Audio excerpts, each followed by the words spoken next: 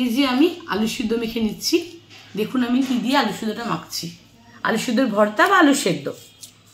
এখানে আমি পেঁয়াজ ভেজে নিয়েছি, আর এখানে শুকনো লঙ্কা ভেজে নিয়েছি, আর আলুগুলো মাখিয়ে নিয়েছি।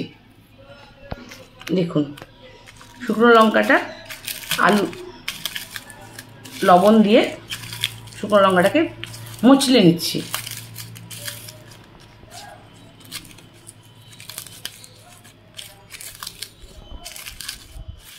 শুকনো লঙ্কাটাকে একদম সুন্দর করে ভাজতে হবে, মচমচে করে, তাহলে লবণ করে ভাজলেই টেস্টি হবে, তাই তো? হ্যাঁ। আর লঙ্কা পোড়া দিয়ে আলু সিদ্ধ মাখলে টেস্টি হয় বলো?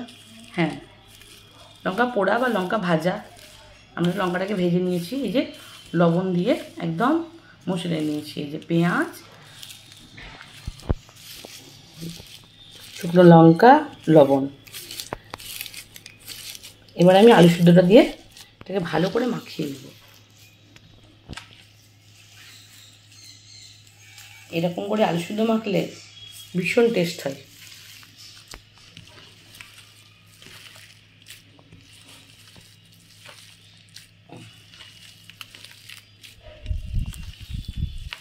লঙ্কা ভাজা দিয়ে আলু সিদ্ধ ভীষণ টেস্ট হয়। অনেকে এরকম করে খায় বলো, মানে লঙ্কা ভাজা দিয়ে, তারা জানে কতটা টেস্ট হয়।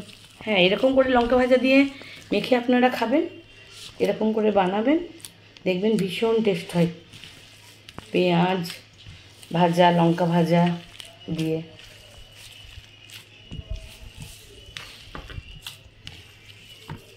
আমার তো মাখতে মাখতেই জিভে জল চলে আসছে।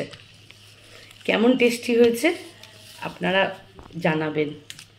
আপনারা তোমার যেমন মুখে মানে জিভে জল আসছে, তোমার বন্ধুদেরও জল আসছে জিভে। দেখো আলু সিদ্ধটা আমার মাখানো হয়ে গেছে, দেখুন কেমন হয়েছে।